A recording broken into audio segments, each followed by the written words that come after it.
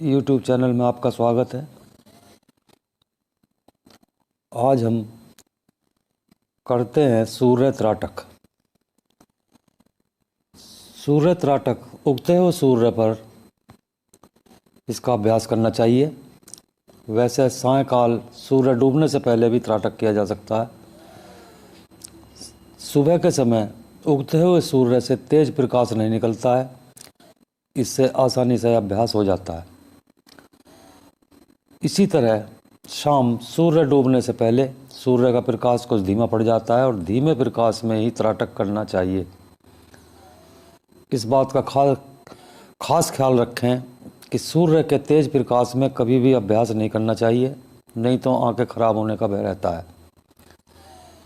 जैसे ही सूर्य का उगना शुरू हो, उसी समय साधक को अपनी दृष्टि सूर्य पर टिका देनी चाहिए। उगता हुआ सूर्य देखने में बड़ा भी लगता है और उसे पूरे सूर्य को ही देखना है। तो सूर्य पर त्राटक करते समय कोई भी पेड़ वगैरह ना आ रहा हो, ऐसी जगह का चुनाव करें। अर्थात कोई भी पेड़ या बिल्डिंग जो अवरोध पैदा करे बीच में ना हो। सूर्य जब उग रहा हो तो ऐसा दिखाई देता है जैसे कि ज़मीन के अंदर से सूर्य निकलता जा रहा है, ऊपर आकाश की ओर उठ रहा है। ऐसा स्थान चुनें जहाँ से इस प्रकार का उगता हुआ सूर्य दिखाई दे रहा हो। जब सूर्य पर त्राटक शुरू करें तब 15-20 मिनट का ही अभ्यास करें, और जो शाम को करें सूर्य छिपने से 10 मिनट पहले त्राटक करें। इस समय त्राटक करने से आंखों पर किसी प्रकार का गलत प्रभाव नहीं पड़ेगा। इसमें जल्दी बिल्कुल ना करें, धीरे धीरे अभ्यास को बढ़ाते रहें। जब अभ्यास करते करते आंखों में सूर्य के प्रकाश से किसी प्रकार की कोई परेशानी हो, आंखों में कोई जलन वगैरह हो और प्रकाश सहन ना हो, तो अभ्यास बंद कर दें। सूर्य त्राटक में किसी भी प्रकार की जल्दबाजी या ज़बरदस्ती न करें। इससे सूर्य का जो प्रकाश है उसे आंखों पर गलत असर पड़ सकता है। सूर्य पर त्राटक हमेशा सावधानीपूर्वक और बहुत धीरे धीरे इसका टाइम बढ़ाना चाहिए।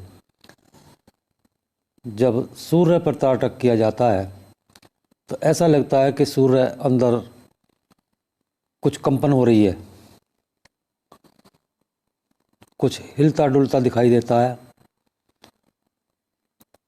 एक कंपन सा नज़र आएगा इसमें सूर्य के अंदर। कुछ लाल रंग पर उस समय सूर्य होता है, पर जब सूर्य चढ़ता है तो उसका लाल रंग धीरे धीरे बदलता है और ऐसा लगता है कि जैसे इसमें से आग की लपटें निकल रही हों, और सूर्य थोड़ा थोड़ा छोटा भी दिखाई देता है। और वह जो पहले लाल रंग दिखाई दे रहा था वह दिखाई देना बंद हो जाता है।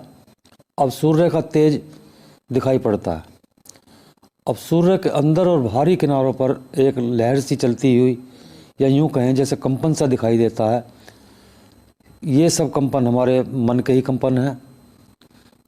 हमारी आंखें सूर्य के प्रकाश को बहुत थोड़ी मात्रा में ही सहन कर सकती हैं।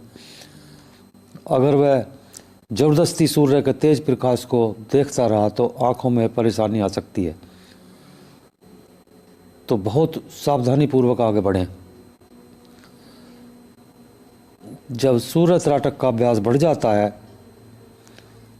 तो सुबह 1 घंटे तक साधक त्राटक कर सकता है और शाम का 30 मिनट तक हो जाता है। तब आँखों में बहुत तेज और आँखों से नीले रंग की बहुत ही तेज किरणें निकलती हैं। बिना त्राटक करे भी नीली किरणें इधर उधर दिखाई देती हैं।